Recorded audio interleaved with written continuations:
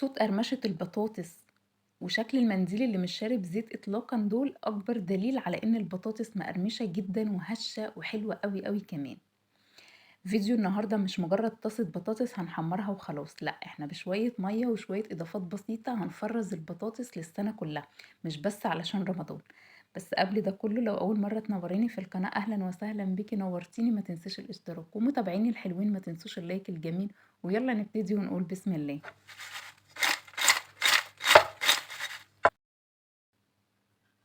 زي ما متعودين، أول حاجة وأهم حاجة نوعية البطاطس اللي هاستخدمها في التخزين. طالما نوعية البطاطس كويسة هتديني نتيجة كويسة، يعني مش هتسود مني ولا هتغمق مني ولا هتطرى ولا الكلام ده. أفضل نوع في نوعيات البطاطس هي السبونتا، دي النوع اللي أنا اشتريته وخزنته في البطاطس، أو هخزن منه النهاردة البطاطس معاكم. الكمية اللي قدامكم دي طبعا مش كل الكمية اللي أنا هعملها، أنا عاملة كمية أكبر من كده بكتير، بس أنا حبيت أوريكم بس الطريقة. حجم البطاطس الأفضل إن ما يكونش ولا كبير ولا صغير، يعني الحجم الوسط دي وشكل البطاطاية طولية كده ده الأفضل، بلاش البطاطاية المدورة. ده في التخزين علشان يكون شكل البطاطس حلو، أو صباع البطاطس شكله حلو زي الجاهز اللي بنشتريه من بره. هقشر كمية البطاطس اللي هحتاجها أو اللي هخزنها، وبعد كده هبتدي أقطعها بالشكل ده.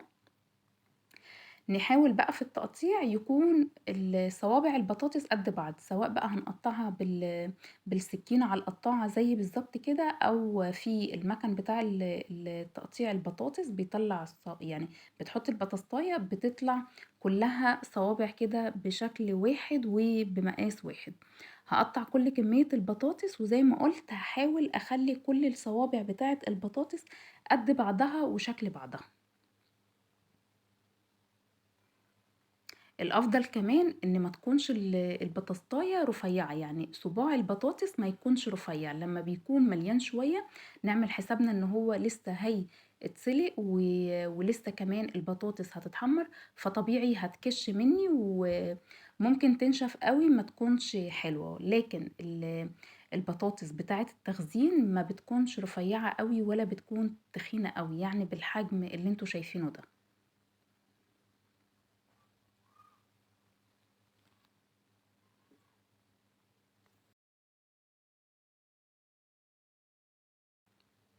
بعد ما قطعت كمية البطاطس هاخدها اغسلها كويس جدا وانزل كل النشا اللي في البطاطس في حلة بقى على النار، المية بتغلي فيها، وبعد ما المية غلت الإضافات اللي هضيفها حوالي 3 معالق كبار من الملح ونص كوباية من الخل. الملح والخل هنا بالنسبة لي مادة حافظة، هما اللي هيحافظوا على لون البطاطس، وهما اللي هيدوا القرمشة بتاعة البطاطس، أو هيخلوا البطاطس هشة كده ومقرمشة. وقت تسوية البطاطس على النار هياخد معايا يعني حوالي 5 دقايق بالظبط، هي بس يدوب البطاطس تبتدي تغلي كده، ومش هسويها سوا كامل، يعني هسويها نص سوا بالظبط.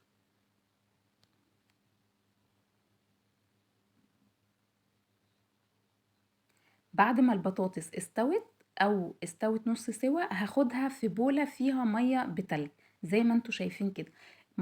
المية المثلجة او المية اللي فيها تلج هتوقف عملية التسوية بتاعة البطاطس وهتبردها تماما من السخونية اللي هي فيها.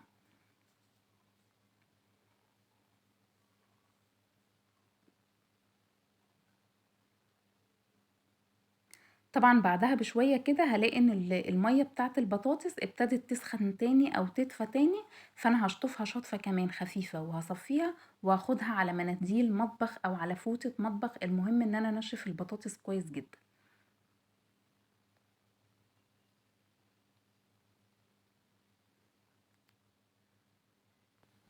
بعد ما نشفت البطاطس كويس من اي سوائل فيها هاخدها في نفس البولة وهضيف عليها حوالي 3 معالق من الزيت.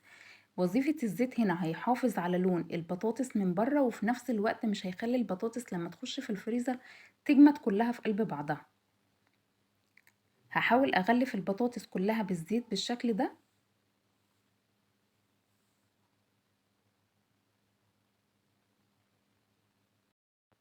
بعد ما غلفت البطاطس بالزيت كويس جدا هبتدي اعبيها في الاكياس. متعودين دايما بنعبي في الأكياس على قد استخدامنا أو على قد احتياجنا، بنعبي في الأكياس اللي هنخزن فيها الحاجة في الفريزر. في البطاطس هيحصل العكس، بمعنى ان انا هعبي البطاطس في الكيس على قد ما الكيس هو اللي ياخد، مش على قد ما انا محتاجة.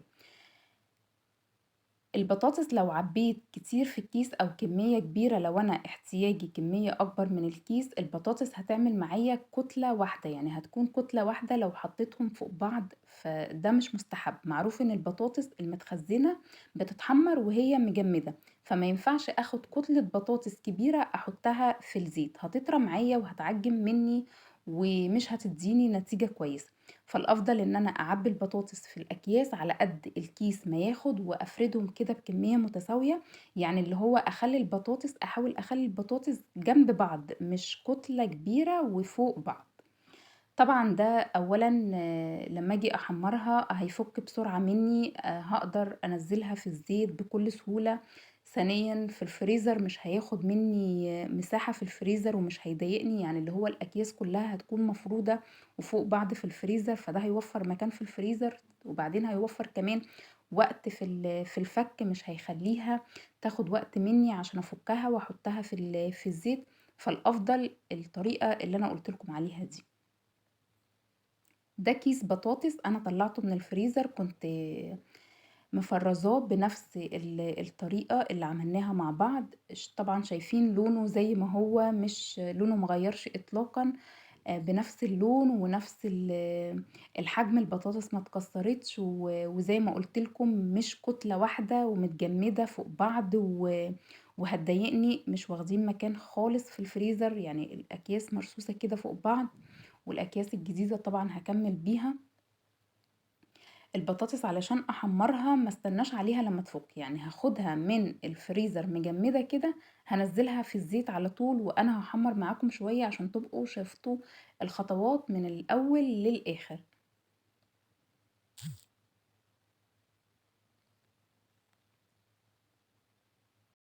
في زيت سخن جدا على النار، وهبتدي انزل بالبطاطس بس مش بالكمية كلها.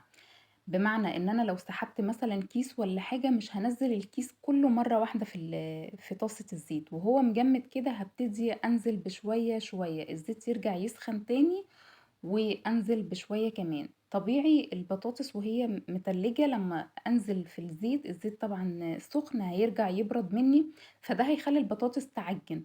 فالافضل ان انا انزل بشوية شوية، يعني شوية شوية لحد ما الطاسة تاخد الكمية المحدودة. وطبعا مش هضيف كمية بطاطس كتير اوي في الزيت، يعني كده كان حلو قوي.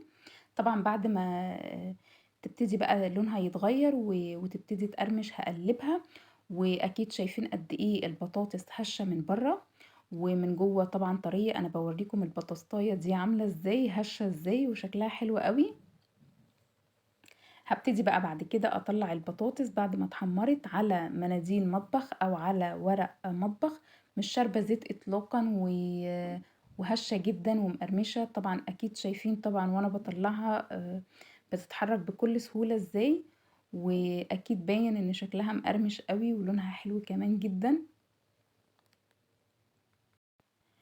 كده البطاطس بعد ما اتحمرت، اكيد هو الفيديو مش فيديو تحمير بطاطس ولا حاجة، علشان بس الكومنتات السخيفة اللي بنشوفها. هو بس الموضوع ان انا بوريكم قد ايه البطاطس فعلا مقرمشة ونتيجة التفريز حلوة، يعني هو مش بحمر قدامكم بطاطس وخلاص، انا بوريكم النتيجة اللي طلعت بيها، حقيقي نتيجة مرضية بنسبة 100%. جربي الوصفة وانا متأكدة ان هي هتعجبك. والبطاطس دلوقتي كتيرة وحلوة، وقلتلك طبعا في اول الفيديو نوع البطاطس الاحسن للتخزين والتحمير موجود دلوقتي كتير في السوق وسعره حلو قوي. خزنا البطاطس بكل سهولة من غير ما نحمرها مرة ونحمرها التانية، لا الزيت بقى سعره غالي جدا، ودي اسهل وابسط طريقة لتخزين البطاطس، اكتر طريقة اقتصادية جدا. طعمها حلو جدا. وعايزة اقول لكم ان ده الكاتشب اللي كنت عاملاه في الحلقة اللي فاتت، الناس بقى اللي ما شافتوش هسيب لكم اللينك بتاعه تحت في صندوق الوصف، اتفضلوا خشوا شوفوه وهتستفادوا كتير جدا. عملنا كاتشب حلو قوي وبمقادير بسيطة جدا جدا موجودة في البيت. وبكده نكون خزّنّا البطاطس لرمضان، كل سنة وأنتم طيبين وللسنة كلّها، أتمنى تجرّبوها وتكتبوا لي في الكومنتات رأيكم فيها إيه، ولو أول مرّة تنوّروني في القناة أهلًا وسهلًا بيكِ، نوّرتيني، ما تنسيش الاشتراك. متابعيني الحلوين ما تنسوش اللايك الجميل واستنوني في حلقة جديدة وفيديو جديد وأشوفكم على خير يا رب. باي باي.